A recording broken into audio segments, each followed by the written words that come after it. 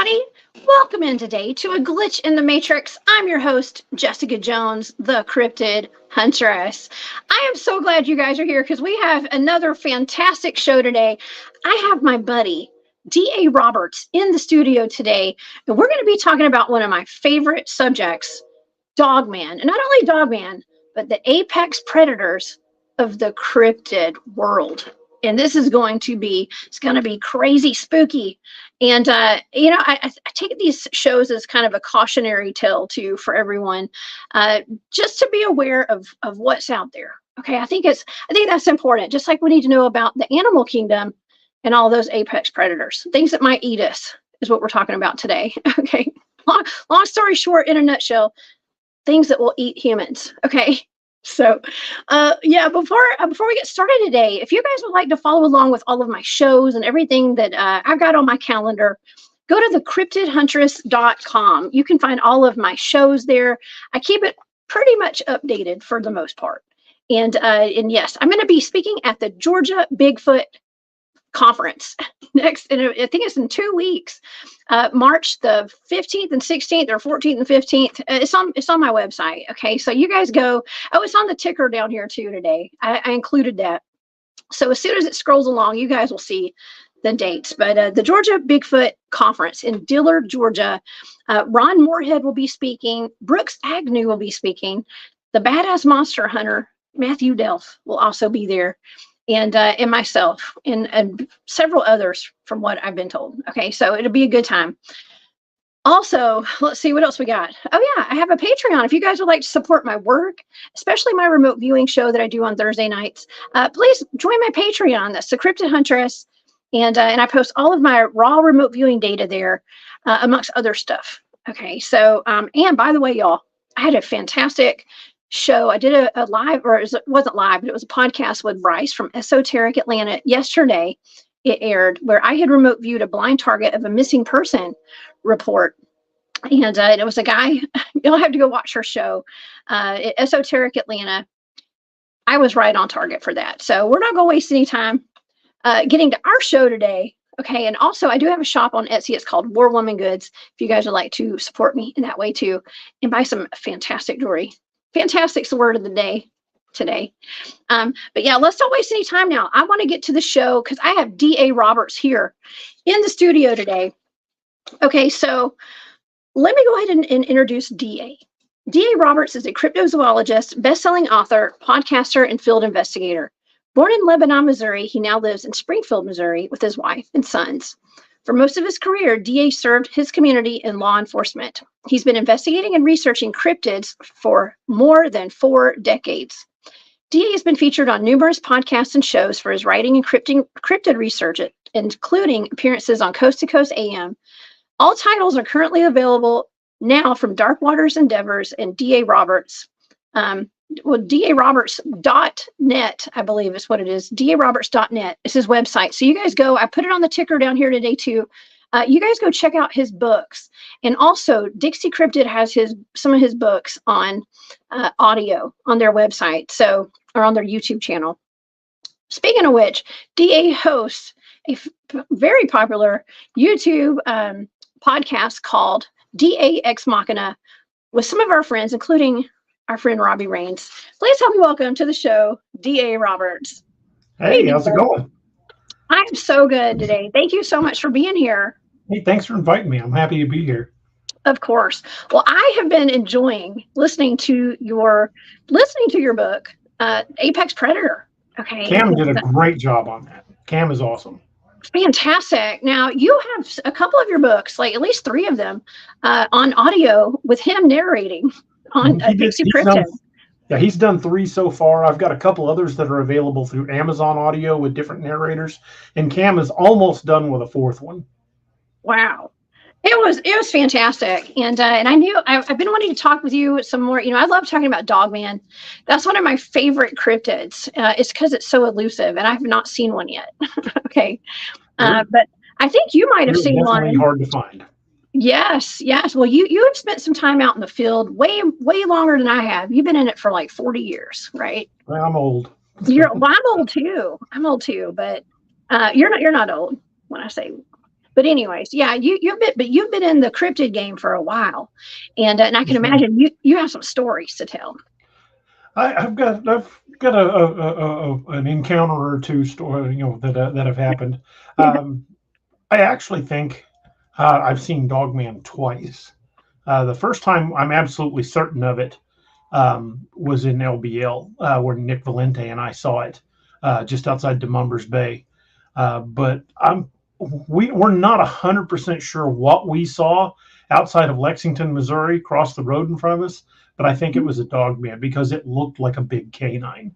Um, the back had to have been at least 6 inches higher than the hood of my SUV. It moved like a dog. It had a tail like a dog. The only thing is, I can't really tell you much about the facial features. Is it was crossing from one cornfield to another across a gravel road, and when I had my brights on it, and we were close. I mean, we were less than 50 yards and getting closer by the second. The eye shine on this thing was so bright as it looked right at us. It like a deer will look at you and freeze. This looked at us and just kept moving, and it kept its eyes locked on the car. But the eye shine was so bright it obscured its head. I mean, just like very intense green eye shine. And we can't say for certain that it was a Dogman, but because it was a large canine, also because that was 12 miles from where the Amazon driver was killed. There's also been a couple other bodies found not far from there that were mauled to death.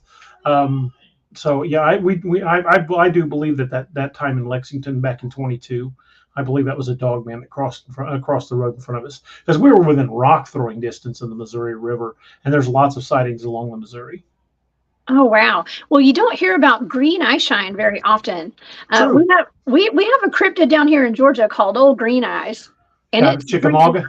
Chickamauga, yeah, one of my favorite spots down there. A lot of wild cryptid reports and sightings down there, and I've done some research in that area, and it's really the energetics are just crazy over there on any kind of battlefield. I feel like there's this intense energy down there.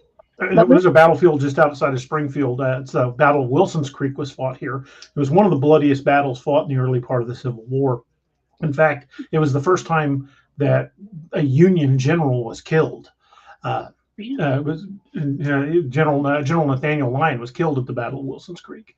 But that place is very creepy. There are Bigfoot sightings all around that area, ghost sightings. A friend of mine used to volunteer out there and actually got a picture of a full body apparition in the trees behind a cannon. Oh my gosh. Wow. That reminded me, my uncle and my cousins had gone up to Gettysburg, and they got up there, and they're not so big on like the Bigfoot stuff. I think I get kind of snickered at and laughed at a little bit at family functions for being the Bigfoot girl. But anyways, they were up there, and they were surprised to see ghost hunting teams up there doing research and stuff. And my uncle is retired, Command Sergeant Major, 82nd Airborne. Okay. And he used to be the head of the Tomb of the Unknown Soldier for a while. Deep respect for the military, for all the ones that went before us. Absolutely. And so he had thought about it before he went. He actually took a cup of coffee, and he kind of took it as an offering to the soldiers there. And I take a hip flask of whiskey. Do you? Mm-hmm. I'll be. Well, he did that, and so they were taking some pictures. He took a picture of the coffee that he left on the bridge for them as an offering, and there's an actual person that was not there in the picture. It looks like a soldier walking and like a blur going across the screen on the actual bridge there at that battle at Gettysburg. So, yeah, really cool stuff. But yeah, a lot of really intense activity around battlefields. Something else that we get a lot of reports around are Indian burial mounds. Mm-hmm. Those big mounds, and there's a lot of Dogman reports that come around the Indian burial mounds. Are you familiar with that aspect? I'm sure you are. The strange thing is I'm not 100% sure why. There's a lot of speculation, but for some reason, not just Bigfoot but Dogman as well are often seen in close proximity to cemeteries. I don't know what draws them there. I don't know what's bringing them there. Maybe like a cadaver dog can smell a decaying body under the ground. Maybe that's what brings them there. I can't say for sure. But there's always something odd, especially around old cemeteries. When I was in LBL, there was all kinds of movement in the woods around Nickel Cemetery when I was there. Oh wow.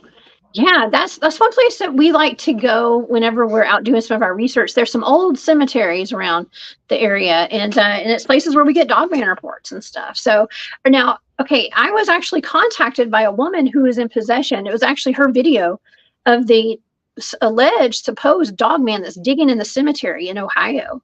Nice. And I'm gonna have her on my show here soon. And that would be awesome. yeah, she's not the one who actually took the video of this. It looks like a Dogman to me. Okay, but there were two young ladies on a break at work, and they were friends of her daughters, and they were just driving through a cemetery on their dinner break, and they saw what they thought was a dirty old lady, like a dirty woman, a dirty person, someone covered in dirt, digging into a grave site. And so it is by a mausoleum, and I asked her, I said, well, what did they think they were doing? Was it trying to dig up a body? And she had the most interesting response to me. Okay, she said, well, she thinks that it was actually out there digging a grave for its young, for its baby or something. Well, if you were going to hide a burial, near another burial is a great place to do it.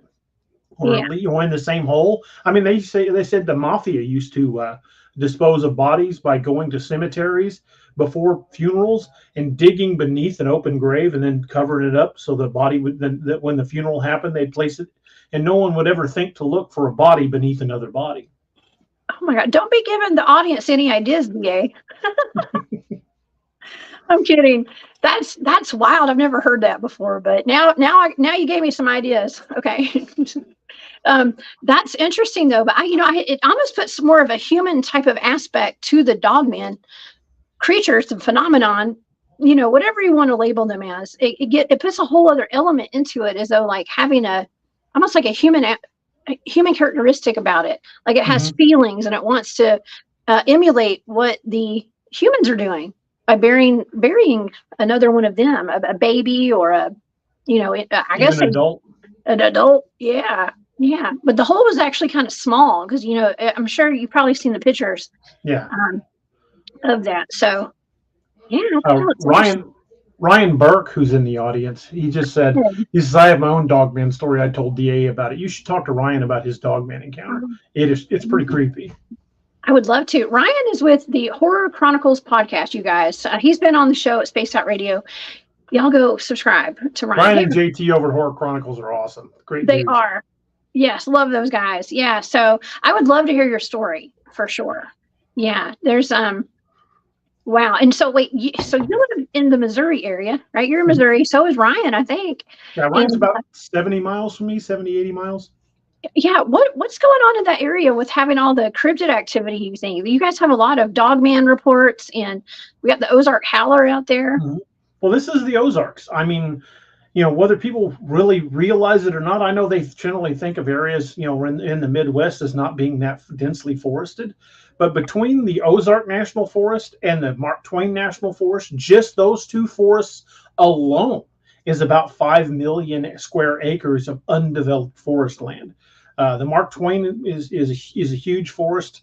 And you look at the missing 411, so much of this stuff happens in national parks. Well, these are national forests. There's like 88 million acres of national forest set aside here in the U.S., and like nine of it's right here in the Ozarks. Not to mention the Ozark Mountains. They may not look like much now, but they are one of the oldest mountain ranges on the planet, and they're riddled with caves.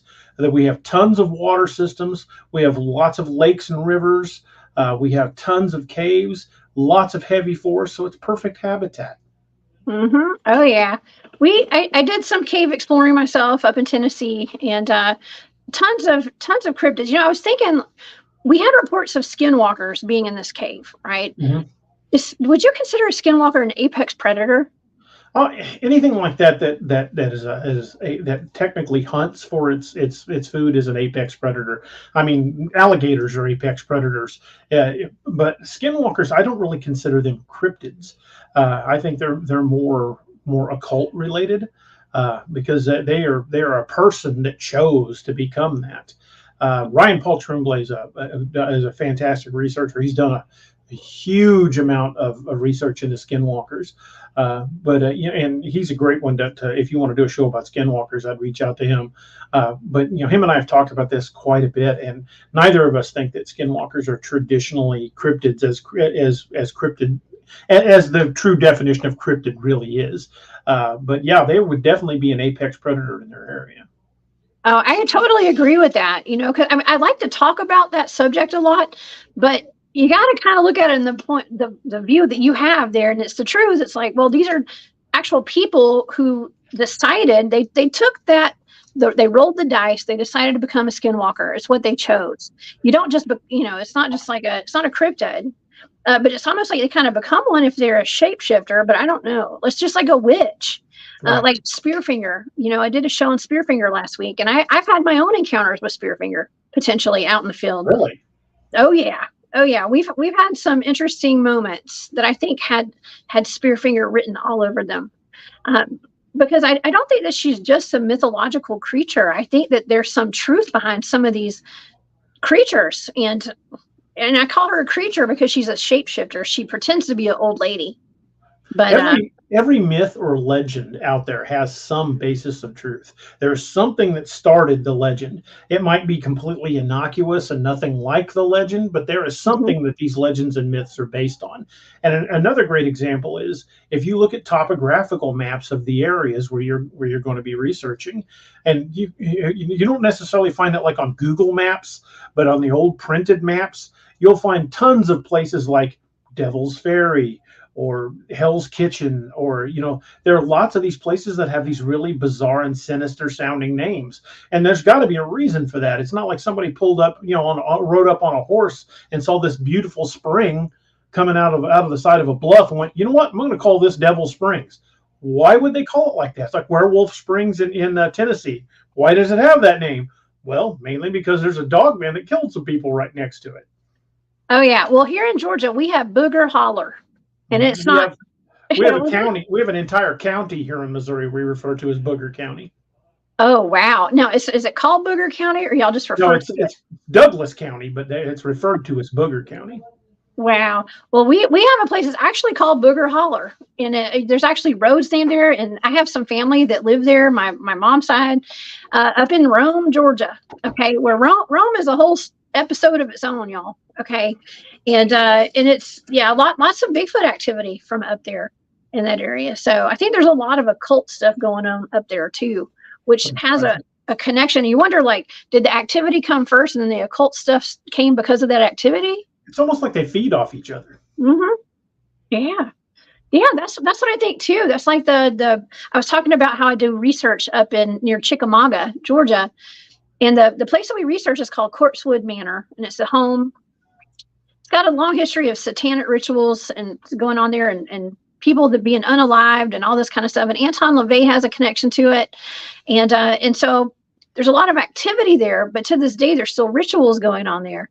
So you wonder, like, are the rituals? Okay, wait, let me back up, because Anton LaVey actually, the word on the street is that he showed those gentlemen where to build their house on a particular spot on top of a mountain that they call Corpsewood Manor now, in Tryon, Georgia. Okay. So he told them where to put the house. They started, but all this stuff went down. There's cryptid activity there. So is that promoting more cryptid activity? Are there portals being open there? Was there already a portal there? Like, I wonder if they might have constructed the house on a ley line. There are all these natural ley lines, and when we've got convergences of ley lines, that's where a greater proportion of odd things tend to happen. You can find maps of ley lines online.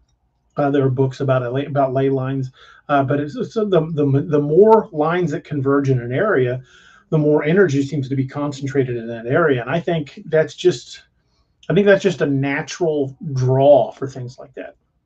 Yeah. Okay. So I mentioned there were some unalivings going on. We say unaliving on YouTube. Okay. In case anybody watching is wondering. So I'm going to refer to your book quite briefly here. Okay. I'm going to refer to your book, The Ape. Oh my God. I need a drink hold on one second.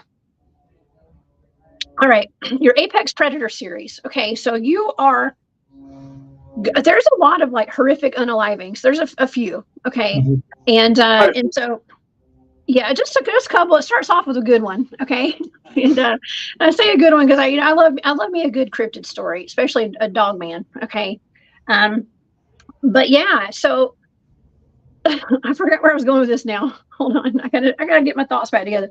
Okay, well, it's these animal attacks. It turns out there's dogmen. Okay, and they have it's the land, I guess, where I was going with it, because there are the area that where all this happened with the unalivings of these two gentlemen that died there at Corpsewood Manor. Um, yeah, it's oh my god, where am I going with this? I totally am losing my train of thought, y'all. Oh my gosh. You need It has coffee. something it has something to do with that. Let me get my thought. My phone keeps ringing. That's what's wrong, y'all. I'm so sorry. My phone's ringing while I'm trying to talk, and so it's messing up my feed. So, but yeah, it's a rural county. There are unalivies there, and there's dog. Okay, so the Dogman. Oh my god. All right. Anyways, there's a connection there. That's where Old Green Eyes is too, by the way. Okay, is in that area where those men are. And he was seen on the battlefield eating the corpses of these soldiers after the Civil War. While it was going on and after. Okay. After the bodies were sitting there for months waiting to be buried. Okay. Well, the thing about Old Green Eyes is it's documented on both sides of the battlefield. Both Union and Confederate officers documented this in their journals. This thing was seen by a lot of people. Oh yeah. Oh yeah. And it's still seen to this day. And people actually will have car accidents trying to swerve. They swerve off the road whenever this thing steps out of the woods. Okay. And scares them. Okay. All right. So I guess we're talking about horrific murders and the connection with Dogman. Okay. Even though there's not really a connection up there at the Corpsewood Manor or whatever, but it's that land. Okay. It's the land. It's where these dogmen are. And there's a Native American connection too, because on that same property, there were Native American land disputes back in the day. That's where I was going with it. That's where I was going. It just takes me a minute sometimes when I'm getting interrupted, y'all, on my cell phone.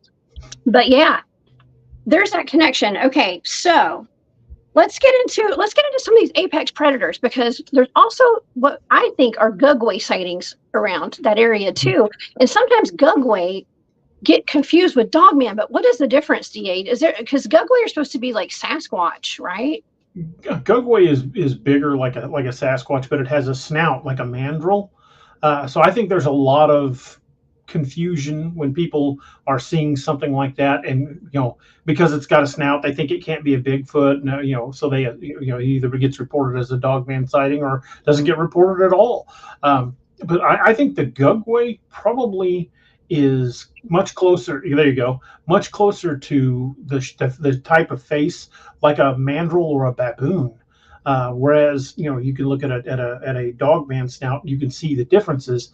However, if you just saw it for a few seconds and all you noticed was the snout, yeah, I could see how it would definitely cause some confusion. But the Gugway have plantigrade feet like us and like Bigfoot, whereas most Dogman sightings have digitigrade feet, which is like the back hawk on a dog. Yes. Okay. I don't know where this chart came from, so I can't give credit to whoever made this because I've never seen this until today. But here's kind of an interesting chart that somebody drew. Okay, and so you can kind of see the different types. I've got a better chart. Okay, that we'll show, but I just to show the types of legs. So the digitigrade, what DA is talking about are the legs that look like dog legs. Okay, but some of these have man legs. They look like human legs. I remember this chart from back when I was with a certain Dogman organization.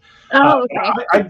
I disagree with this chart. I think the bottom half are traditional Dogman sightings, but I think the ones on the top are actually just misidentified Gugway. I don't think they're Dogman at all.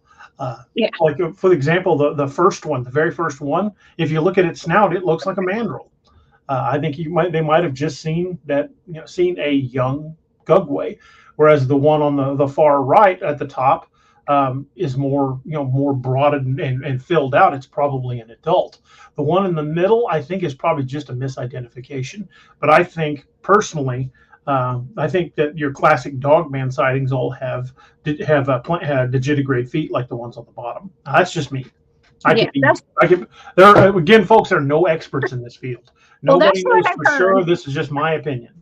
I've heard the same thing, but I've also have had discussions with people that are like, okay, well, anything that has human-like legs is going to be a werewolf, and then anything with the digitigrade legs is going to be a dogman. So I don't know. There's so many like nitpicky things that go on. I don't. Some people just clump them all together, right, Da? I think the It's, werewolf story, the werewolf origin, actually grew up from people trying to explain dogmen. Uh, mhm, and the reason I think that is we've got well, I wouldn't really say confirmed, but we have documented dogman type creature sightings dating back to Marco Polo, Christopher Columbus, Alexander the Great. Alexander the Great documented fighting dog-headed warriors in both the Indus River Valley and in northern Africa. What they called the cynocephali. Um, the Romans documented fighting the same creatures in mhm. their expansion. They referred to them as the cynocephalus, the cynocephali, which basically just means having the head of a dog. Saint Christopher, the Catholic saint, was known as the dog-headed saint because in a lot of Catholic iconography, he's depicted as having the head of a dog. So I think the werewolf legend came about from people trying to explain what these creatures were. Mhm. I think the werewolf legend rose because of Dogman. I'm not saying it's impossible that there aren't people that turn by the light of the full moon turn into a werewolf, but just look at that transformation process. How difficult that would be. Uh, a transformation that rapid on a person would kill them. So I'm not saying werewolves don't exist. I'm not saying it's impossible, but I'm just saying it's far more likely that the werewolf legend sprang up from people trying to explain these dogman creatures. Yeah, I believe so. I agree with that. Lisa, thank you for that super sticker. That's so sweet of you. Uh, I totally agree with that. And so dogmen are apex predators. Okay. They Mhm. will eat you. Okay. They can. And you and I, Da, okay, you'd mentioned the Amazon driver that had been unalived, or he just passed away. And it seems like I think they said it was like a dog Passed attack. away aggressively. Passed away aggressively. That's not funny, but I'm saying the way that they describe it, it just sounds very suspicious, especially even with the two people who died up in East Tennessee, Mhm. Amber and Tony, and they were killed or unalive, excuse me, by unspecified animal attacks. There's a Okay. lot of those that are listed as wild dog attacks that don't really seem like a dog attack. There was a woman just not far from here, just outside of Ozark, Missouri, about 15 miles from me, just a few years ago, that was killed by wild dogs, and they killed her dogs, claiming that they had done it, that she had two dogs, that she was walking down a nature trail, but the dogs were guarding her body, were like laying close to her body. And to me, that would explain why the dogs were there and why the dogs would have blood on them. Doesn't make sense that she would just be on a nature walk and the dogs she'd had for years would just suddenly turn on her. Yes, it can happen. The chances of it happen are pretty slim, but there's so many times that we get these explanations that that it was a wild dog attack. Same thing with the Amazon driver that you mentioned. The Amazon driver is listed as being killed by the dogs at the residence. However, there's a lot of inconsistencies with that. If that was an open and shut case, the case would be closed and be subject to a Freedom of Information Act. But the case is still open. They never released the necropsy. The dogs were not killed by the body. The dogs were killed in the house. The deputies actually kicked the door into the house and killed the dogs inside the house. The dogs were not with the body. And the sheriff and the coroner of that county have both said they have never in their careers seen a body that torn up. Oh my God, that is terrifying. That So is really terrifying, and it sucks because like the domesticated dogs, our pets are the ones that get blamed for this stuff. I don't believe the dogs had anything to do with it. Mm-mm. Well, the dogs probably had, her DNA on them from licking her wounds and stuff. Mhm. When they talk about having blood in their stomachs or whatever, it's probably from licking her, trying to wake her up. you Now, know. when you find somebody that's like in the case of Amber Hearn, I believe it was, in Tennessee, she Yes. was missing 40% of her body tissue. 40%. That doesn't happen quickly. That takes time. Yeah. Yeah. It's And it's a couple of domestic dogs are not going to eat 40% of somebody. no. Not going to happen. I wouldn't think so. I wouldn't think so at all. But and the fact that the entire hospital was put under a gag order, Mhm. okay, and her family and everybody. But you know, the majority of what we hear about are not like the sightings of Dogman. They're not violent. A lot of times when we hear about Dogman sightings, they're actually quite tame, I guess you could say. You know, it's just you see one and that's it. They're not really trying to hurt you. The one But I saw, I didn't feel threatened by. In fact, once it realized we saw it, it took off. Um, but I've talked to so many people that have had eyewitness encounters that have all described being absolutely terrified. So I think it's very situational. I mean, a great example that I use is the time I was hiking up in the mountains with some buddies, and I kept hearing a bear, and I'm telling these guys, I'm like, you guys be ready to get off the trail or whatever. I'm hearing a bear. They're like, no, there's no bears up here. I'm like, I'm telling you, I hear a bear. We rounded a corner in the trail, and there was a grizzly bear in the road, in the trail ahead of us. And I said, don't run. Well, of course, the first thing I hear is they took off. But I'm standing here almost nose to nose with this bear, and I play this whole game with my dog where I reach out and I go boop, and I boop him on the nose. Do it to him all the time. Sometimes he'll let me do it. Sometimes he'll back off. I could have done that to that bear. It was close enough. I could have reached out and popped it on the nose. And it was a full-grown grizzly. And it looked at me, and I looked at it, and I started backing away slowly, and it turned and went off down the trail. And had it had cubs with it, or had it been close to hibernation time, probably would have been a totally different story. I probably would have been one of the missing 411. But, you know, there are lots of encounters with known predators that end peacefully. So I think it's very encounters with Dogman or Bigfoot are situational. If you catch one and it's hungry, probably a different story. yes, Dave Scott. Dave Scott's in the chat today. Thank you, Dave Scott, for that sweet super chat. I appreciate that. Only because Jessica is kind of cool. Just kind of. Come on, Dave. No, I'm just kidding. Dave's awesome. Thank you, Dave. Yeah, we appreciate you here. Okay. Well, you spoke about the missing 411 cases. Okay. Do you think that some predators, some apex predatory cryptids, could be responsible for some of these missing persons cases out of the national parks, especially? Well, the interesting thing about the missing 411 cases is Dave Paulides cherry picks those. He does not list every disappearance in the park because some of them are just someone that got disappeared off a trail or somebody that got lost in the woods and they later found them. He doesn't list all of them. He only lists the ones that meet very specific requirements. People that disappeared under strange circumstances, people with disabilities, people that were found in an area later that had been searched dozens of times. He only puts the really bizarre cases. But the thing about the missing 411, and he's even with that, there's just so many of them concentrated in our national parks. But I think Paulides kind of hints. He never out and out says, he kind of hints that he believes there's cryptids involved. But I don't really think there's one simple answer. I think there's more than one thing involved in these disappearances. And I think if it was just a bear or wolves or coyotes that got them, or just the elements, I think those would fall into the category of the ones he doesn't even mess with. But there's really bizarre cases that he investigates. I think we'd be foolish to think it's just one thing.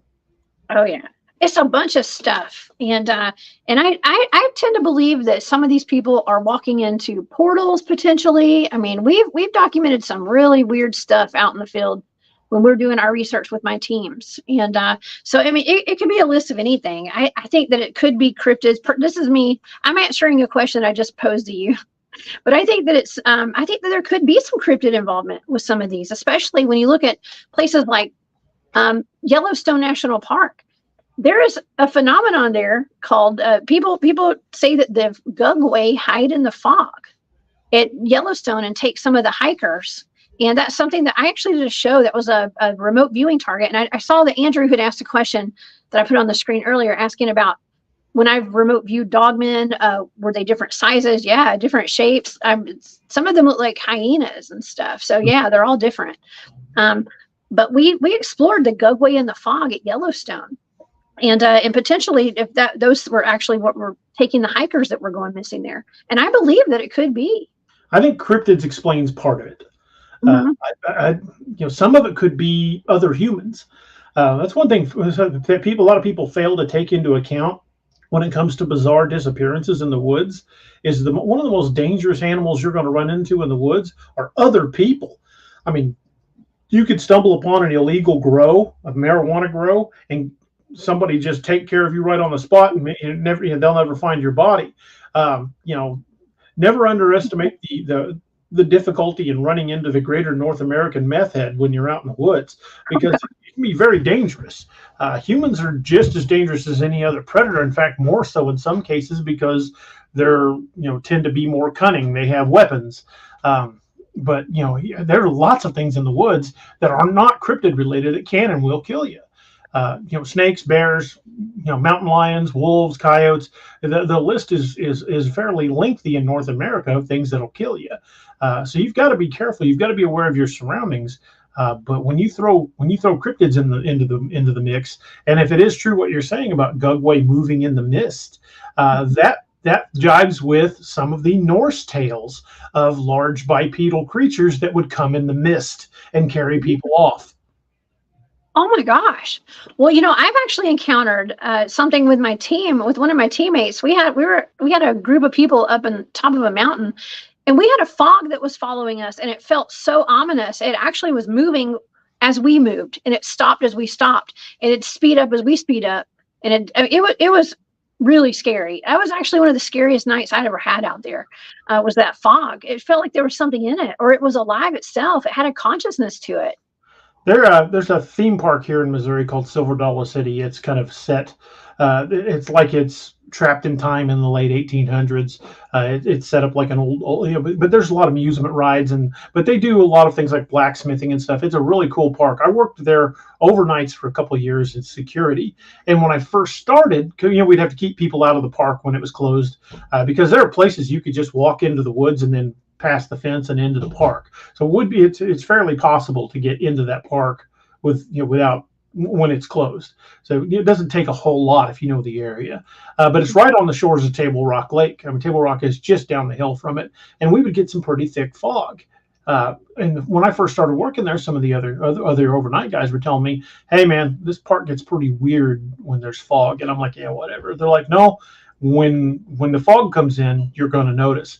And I would do rounds through the park at night, usually by myself. Once in a while, it was me and another guy. But I was a deputy. I was just moonlighting there, so I was armed. There was a night I was walking in the fog in the park, and the park was fairly well lit up, but it was absolutely empty. There wasn't anybody there but me and two other officers, and they were in the office. And I could hear something following me in the fog, and I would stop. And at first I thought it was just a weird echo, like my own tracks echoing in the fog. But I would stop, and it would take a couple more steps and then stop. And it got louder in certain areas where you were much closer to the woods. Like if you were in the core parts of the park, it wasn't quite as loud. But if you were in the area of the outer park that was up against the woods, it was particularly loud. So yeah, the thought of something grabbing you in the mist, yeah, I think that's very possible. I think it's very, very likely. Because these creatures are smart enough to use whatever they've got, and getting close to you in the mist would certainly make it a lot easier to grab you without you doing anything, without you being able to prevent it until it was on top of you. Oh my gosh, that's terrifying. That sounds really scary. It was creepy. Maureen, thank you so much for that super sticker. I appreciate that so much. And also, we have a new channel member. Thank you, Francine Cato. I appreciate that. I'm so glad to have you here. If you guys would like to join the membership on the channel, I put exclusive content out there. It's more of on a spiritual vibe, but you guys, please join for exclusive content. You just hit that join button on my channel. Okay, thank you, Francine. Yeah, so the fog, that is something that is the stuff of nightmares. It's the stuff of nightmares, and so I want to kind of warn people, if you're out in the field, if you're even wherever you're at night, especially at night, if a big thick fog rolls in, just go the other way. Okay, like don't go walking through the fog. You don't know what. There's been movies made about that, There's right? a place here in Missouri called Moon Valley. It's on the Niagara River, and it's pretty remote. I mean, it's gravel roads to get to it. It's one of those places that, unless you're a local, or it's on Google Maps. It's the Missouri Department of Conservation maintains it, but unless you're a local, you probably don't ever go there. I mean, it's pretty far off the beaten path. It used to be that the land on the north side of the river was a campground and canoe place. But now it's in private hands and you can't get on the land. It's posted for no trespassing. But back when it was open, I used to go down there and fish and camp with buddies of mine. And we were down in Moon Valley along the Niagara. And it was, again, one of those nights where it was just the temperature was right. And we had a thick fog hanging over the valley. And we were camping. We had a pretty good fire going. And you know that how you can take a blade of grass and make a real shrill shriek whistle. We heard something like that, but it was massive, and it came from the other end of the valley. It never got closer, but it screamed at us 4 or 5 times. And of course, we sat up the rest of the night with our guns in our hands. But it terrified the crap out of us, and we only heard it that one time in the fog. Well, I heard you're not supposed to whistle out in the woods. Yeah, the Native Americans tell you all the time, do not whistle in the woods, especially at night. What do you think would happen? I mean, obviously that happened, but what could somebody expect if they whistled at night? What I was told is that if you whistle in the woods, and I have an account that goes right along with this from right over across the Missouri border into Illinois, of someone whistling at night in the woods, and it attracted a Windigo. Oh, that is a cryptid that I have not explored extensively yet, but I know you have. You actually have a series on that. And I think the Windigo may be more like the Skinwalker insofar as it's not really a cryptid because it started out as human. But unlike a Skinwalker, it changes to that form and that form only, and it can't change back. Windigo is a corruption. It's the manifestation of pure hunger, almost like a demon in the woods. Generally, the curse of the Windigo falls on somebody who has eaten human flesh in times of extreme cold. Which is really, really terrifying because that's one of our greatest societal taboos is eating human flesh. And they would say that if you ate human flesh, that the curse of the Windigo would come down on you. And even as early as the late 90s, there was a case of that in Canada that they referred to as Windigo psychosis, where a guy on a Trans-Canada bus just snapped, killed the guy sitting across from him in the aisle, and started eating his flesh. When they evacuated the bus, and he's back there, cutting strips off this guy and eating it. When they stormed the bus and captured the guy, he had Ziploc bags full of this dude's skin and flesh in his pockets. He went to a mental asylum and was treated for what they referred to as Windigo psychosis. He's out now. I think he got out in 2016. But there's no explanation for why he did it. He was just sitting on a public bus and decided to start eating this guy. Oh my God, Windigo psychosis. Okay, that's a new one for me. I have not heard that, but I've been hearing more and more about cannibalism lately, and people eating flesh. There's even a restaurant in New York where people eat people. Oh, pass. Yeah, I know. Hard pass for me. That sounds gross. There was a town here in Missouri just like 4 years ago where 2 guys went to prison because they were abducting and eating people. And guess where that was? Where? Just outside Moon Valley. Oh my gosh. Wow. Right on the bluff that looks down on Moon Valley. Really? Yeah, that's where they lived. Oh my gosh. If you're ever out Missouri way, I can take you right to it. The locals, I don't know if it was the locals, but somebody that lives in that area after those guys went to prison burnt that house down. Oh, they did? Well, that's like the two gentlemen that were unalived in that home up on Courtswood Manor. That the locals burned that house down. There's still some bricks. There's places where things that are horrific that happen. I mean, I don't know. Is it best to burn the place down and get rid of that energy, because there's got to be something attached to it. I think it's the land. Okay, so I don't think you're going to get rid of it. They say fire is a purifier. So in a lot of cultures, they, in fact, when we're talking about Wendigos, the Native American lore for how to kill one all involve fire. There's lots of different versions on how to kill one by different tribes, because there's like more than a dozen different tribes that have different names for the Wendigo. They're all very similar. Wintico, Windiga, a dozen different tribes have different names for the same legend. Someone, Andy DeCodes, I think it was, asked if they have them in England. I don't see why they couldn't. But the source of the legend seems to be Native American. However, considering how much overlap there is with not just mythologies and exchange of ideas, there's no reason to think why a Wendigo couldn't be in Europe. In fact, one of the reasons I really believe a lot of the same things that exist in Europe exist here, and vice versa, is because of the Appalachian Mountains. The Appalachian Mountain Range has been known for Wendigos and Dogman and Bigfoot, but before the continents split apart, the mountain range that is the Appalachians was part of the mountain range that runs through Scotland and Ireland. Oh, wow. Part of the same original mountain range.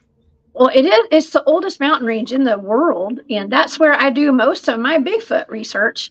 And you mentioned the Wendigos there. We actually get reports of modern day dinosaurs and stuff too. I mean, you name it, we got it up there. So, well, look at some of the things that are reported in the Alaskan Triangle. That place is, I would love to be able to go spend a few months up there. But in the last 30 years, I think it's like 66,000 people have gone missing in the Alaskan Triangle. That's amazing for a state that has some of the lowest population density of any state in the United States. To have that many people go missing in a small area, that's, well, not a small area, it's a pretty big triangle. But that one concentrated area, to have that many people go missing, that's pretty creepy. Okay, so the Alaska Triangle is an interesting topic because they say that in that triangle, animals and the wildlife there, including Bigfoot, Sasquatch, Yeti, are way more violent against humans in that triangle. And I don't think Portlock, Alaska, Chatham, Alaska is there, but there was that case of all the Bigfoots that basically ate the whole town almost. The town was abandoned because of what they reported as Bigfoot attacks. It's documented from the records of the town, from the records of the cannery. This was a booming fishing village. And the first red flag when they came into the area, because it's at the end of the Kenai Peninsula. When white settlers first came into that area looking for a place to build, the first clue should have been the fact that there were no Native Americans living on that peninsula. They were like, nope, it's all yours. We're staying out of there. That should have been, in law enforcement, we call that a clue. There's nobody living there for a reason. But they built a booming fishing village. They had a functional cannery. They were sending canned fish all over the world. So they were making good money at Portlock. Port Chatham, Port Chatham. But then the cannery workers went on strike because people that were, going up in the woods to hunt for food for their family weren't coming back. Or if they did, they were finding pieces of them floating in the bay.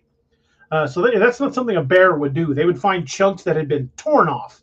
If a bear had done it, there would be teeth marks or claw marks. None of that. These were like arms and pieces of legs that had just been ripped off and tossed in the water. So these people were genuinely afraid. And then at night, they started having large, hairy things coming in and trying to get into houses. And so people were just like, nope, we're out. And within just a few years, they completely abandoned that town. And that takes a lot to do when a town has an established post office. I don't know if you guys know much about the U.S. Postal Service in the U.S., but once a post office is established somewhere, that's kind of a big deal. And for them to shut that down, yeah, that's kind of crazy for them to say, you know what, that we're completely unincorporating this. We're out and we're all leaving, including the post office. Okay. Could you imagine being that postal service person, the postmaster who had to stay behind and everybody else left the town? He may have just said to hell with this and left with everybody else. I mean, no, he stayed there for a year. Stay there until they close the post office officially. But he may have just said, you know what? Ain't nobody here to get mail. I'm leaving. I think that he stayed there for a year, from what I researched. I mean, I would not want to be him or her. It's probably he barricaded himself in his house at night. Yeah. Well, that's the definition of an apex predator would be the Sasquatch that, that was one of I did that as a blind remote viewing target. Somebody tasked me with that a long time ago. And I was seeing, I'm talking about like the biggest Bigfoots. I guess because whatever I was looking at was like 13, 14, 15, maybe I think I wrote down like 20 in my data, like feet high. The hairy man, They were huge. the hairy man of southern Alaska, the Kenai Peninsula specifically, reports of 15-foot tall, not uncommon. Yeah, especially in Alaska. Everything's bigger in Alaska. And okay, so if you look at the moose in Alaska, the moose in Alaska are way bigger than the ones you find on the East Coast in Maine. Oh yeah. Okay, well, my theory on what's going on that triangle today, okay, because you got to factor in, like, we got the Black Pyramid. There's something called the Dark Pyramid or the Black Pyramid there. I think that's like something ancient from a long time ago. It's something similar to what they got in Antarctica, probably, okay, is hiding underneath all the ice and the snow up there. But what I think is going on now, some of that has to do with HAARP and this energy weapons frequency, weather manipulation stuff going on up there. I would assume that the frequencies that's putting off are just out of our range where we can't hear it, but who's to say the Sasquatch can't pick up on it? And the animals out there, the bear, the Kushtaka, by the way, we got Kushtakas. That's the otter man. That's another apex predator. I think they look cute, but they'll get you. I think I actually have a picture of that. Now, have you covered the Kushtaka yet? We've talked about it when I had Fred Roll on our show. We talked about it, and there's another word that the Athabascans have for Bigfoot, and for some reason it's slipping my mind right now. I cannot think of it. Those teeth don't look that scary, but they kind of do. They're just sharp, I guess. I wouldn't want to get bit by it. I mean, I wouldn't want that thing swimming up behind me. I mean, it's a little scary. I'm sure it's a lot bigger than I am. And it swims, and it sounds like a human out in the ocean to lure people out. It doesn't have to be bigger than you to do a lot of damage. I mean, look at the size of a wolverine. Wolverines are not that big, but they'll tear up a grizzly bear. I mean, they're just pure mean. So don't necessarily, look at the size of something to determine how tough it is, because there are small animals that will take your arm off, and they're very capable of doing it. I mean, your average black bear doesn't get much bigger than a person. I mean, a couple 300 pounds. Here in Missouri, they don't get as big as they do, say, up in the Rockies. A big one around here would be 300-400 pounds. That'd be a big black bear. But even a fairly small sized black bear can tear you up pretty easily because they're just so powerful. Oh yeah. I mean, there's a lot of things lurking around, especially, we mentioned earlier, big cats and stuff. That's something that we have to watch out for in the Appalachian Mountains when we're out there doing our research. Because we have, and here's something to kind of, some food for thought, as my buddy Barry says, black panthers, we're not supposed to have those in Georgia, but we do. We're not supposed to have them anywhere. But I think that the DNR, I think they know, they just don't want to, there's a lot of paperwork having to admit that there's something like that. Where it's not supposed to be. But yeah, somebody's in here. Okay, Millie's talking about the jaguar. We have I don't know how to pronounce it, but down in like Texas, they have the jaguardi, I think is how you say that. A lot of times, I wonder sometimes if like these panthers are being mistakenly labeled as dogmen and stuff, because if you look at a black panther, a big one, it looks like a dog, kind of. Okay. It does kind of, but you'll never see one on its hind legs. I don't think you would. I'm just kidding. I've never heard of anybody seeing a big cat walking around on hind legs. Not yet. Never, yeah. But there are reports of feline humanoids, and those are pretty creepy. They're not common. You don't get them often, but there are reports that come in from time to time of feline humanoids. Yeah, I have not taken a report of that yet, but I have heard of them. I've heard of people seeing them before. So I've read reports, but I've never taken one personally. However, I do have something that I think you're going to find interesting. What's that? Do you remember a while back when I asked you to remote view Joe Bald? I talk about it all the time. Absolutely. Well, Robbie came to Missouri here a few months ago, and I took him down to Joe Bald. And I remember when that campground was open, I've camped there. They were all primitive campsites, which means no power, no electricity. They had hooks where you could hang up a lantern, but there were no RV hookups. These were primitive campsites. Guess what we found in Joe Bald? Okay, either it was covered in dirt and you couldn't get in there at all, or it's super luxurious now. What is it? Oh, well, about 6 months ago, my son Noah and I were down there, and it looked like they were going to try to reopen Joe Bald.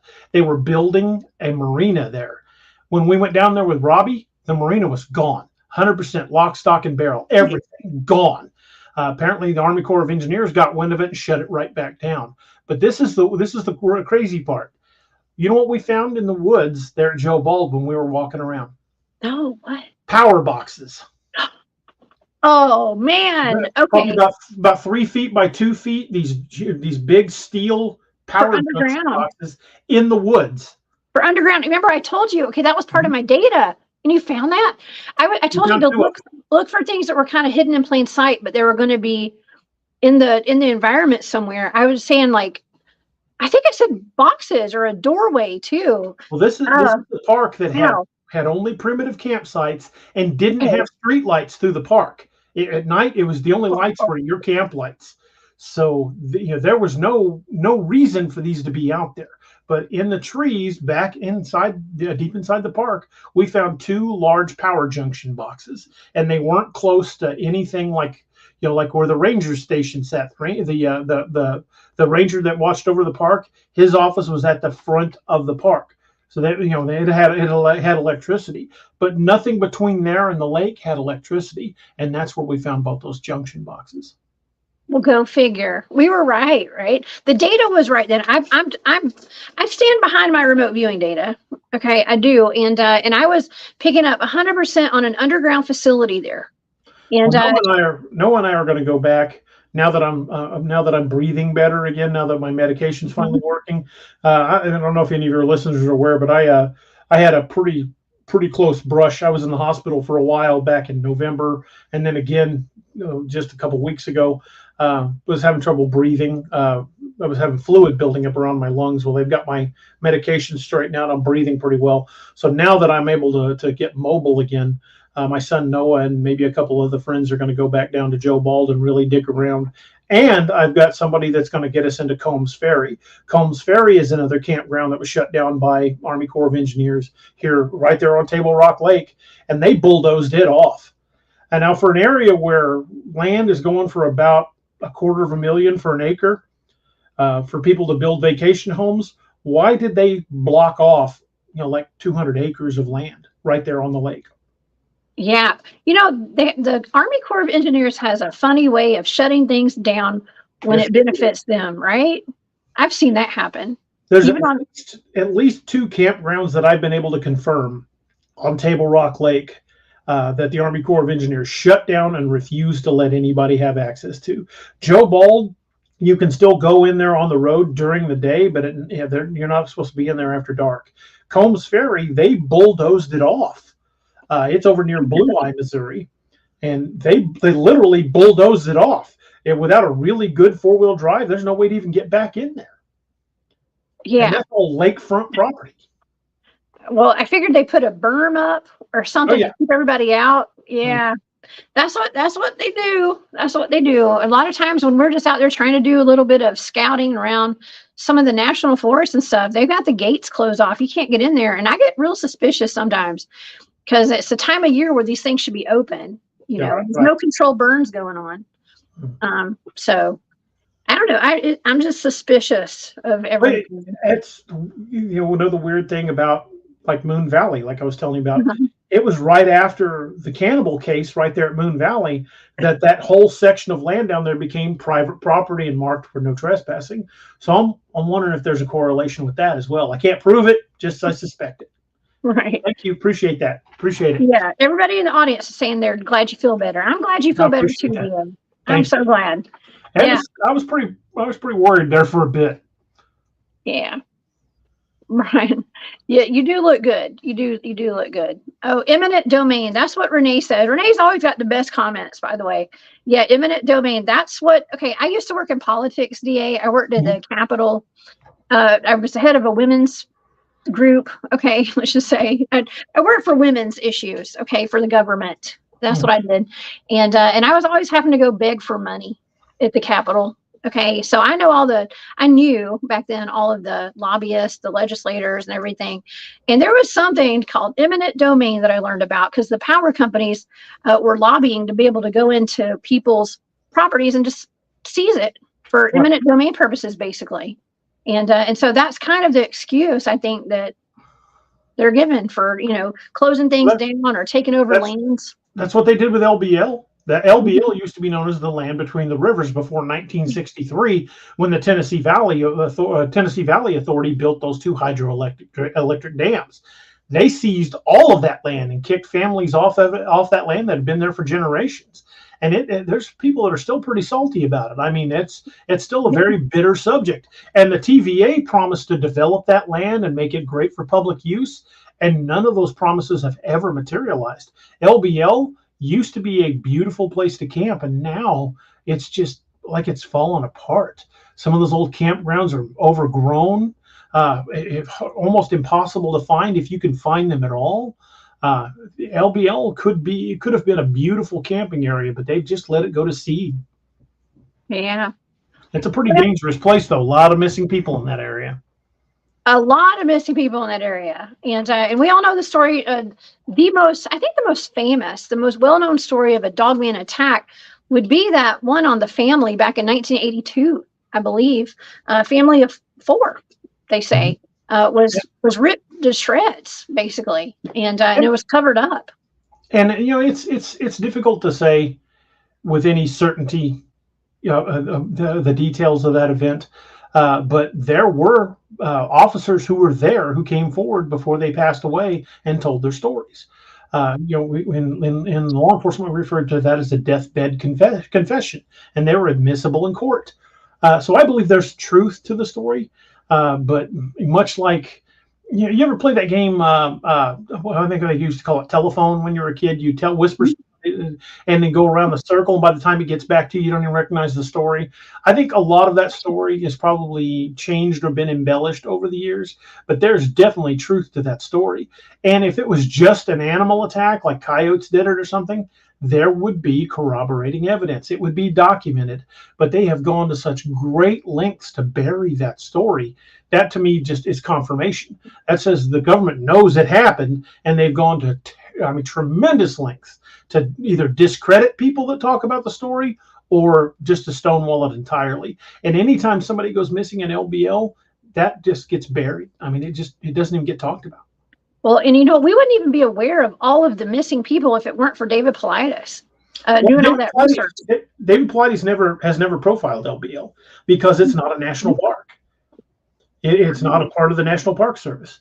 It's administrated by the Department of Agriculture. It's considered a public use area.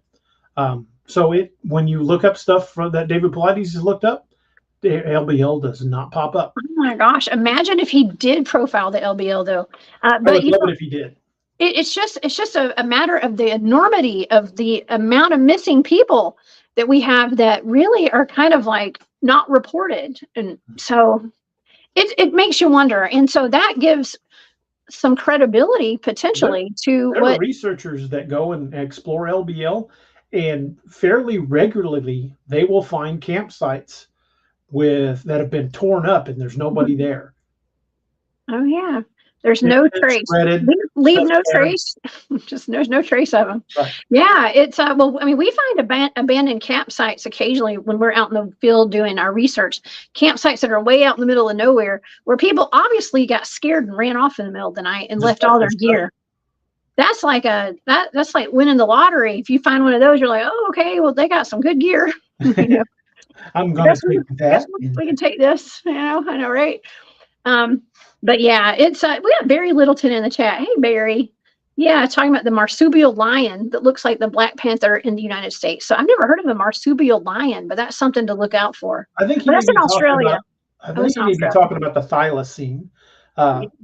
He's talking about Australia. Tasmanian tiger. There are sightings of that fairly regularly, and it's supposedly been extinct since the early 1900s. Oh man, there's all sorts of stuff that's supposed to be, not supposed to be here. Right. That's here, and so it's just something else to put on the list of things that we need to look out for. But these are apex predators too. Okay, any kind of big cat, any kind of big dog. I don't know, big dogs. I mean, we have other ones. I was going to cover some other, but we've had such a great discussion today, DA. I didn't get to them, but like the lizard man. Okay, the reptilians that we hear about, even the thunderbird, of Native American legend and lore. That I would assume that'd be like an apex predator, any kind of raptor. Right. Let's see. Oh yeah, and the giant snakes. I mean, I had a picture of that like 50-foot snake out of the Congo that was photographed in the 1950s. There's a lot of predatory stuff. We have reports of large snakes here. Mm-hmm. Now, especially down in Florida, there's large snakes that I don't think are cryptid like snakes. They're just big snakes. So, yeah, I'm glad I don't do research very often down in the swamps of Florida. But I'm going to give I'll pass. No.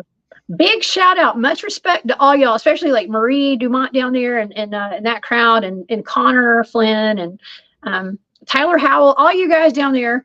Anybody who's down in Florida doing research, God bless y'all. God bless y'all. Yeah. And giants. I mean, there's all sorts of stuff we could have talked about today. Oh, but hey, please come back and hang out with me again in the future. Yeah, this has been so fun. Okay, tell the audience where they can find your books and about your podcast, whatever you got going on. Okay, you can find all of my books. I have 30 books currently in print. I do a lot of cryptid horror. But the research that goes behind the books is legitimate research. I've spent years and years researching numerous cryptids and interviewing eyewitnesses. But I do write fiction primarily, although I do have plans for some nonfiction books as well. But you can find all of my books at daroberts.net and also on Amazon. They're available in print, Kindle, and some of them are currently available in audio as well. We're working on getting more. And if you'd like to check out our podcast, we do a cryptid and horror related podcast twice a week on Wednesdays and Saturdays at 8 p.m. Central. And you can find that on YouTube. The show is called DA Ex Machina, and we'd love to have you join us. It's such a fun podcast, y'all, and you have a great crowd there. And I just talked to Robbie the other day. I think Robbie might be coming to the Georgia Bigfoot Conference. I don't know. Yeah, we'll see. Something that the other day that he was thinking about it.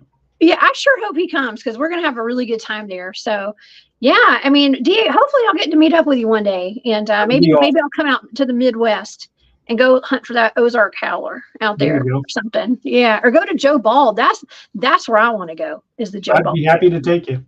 Thank you. Okay, well, we'll plan on it sometime soon. Okay, well, you guys, this has been such a great show. Oh my gosh, y'all, please come back and see me tomorrow night at 8 p.m. I'm going to have a great remote viewing show for you. I don't know what the topic is yet, but we're gonna find out, and I'll be posting that tonight.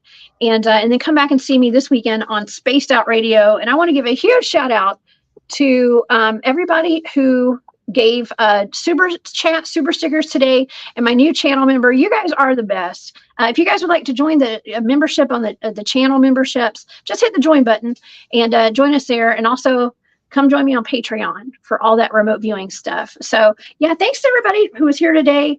DA, we will see you over on your channel. You got a show tonight, don't you? Yes, ma'am.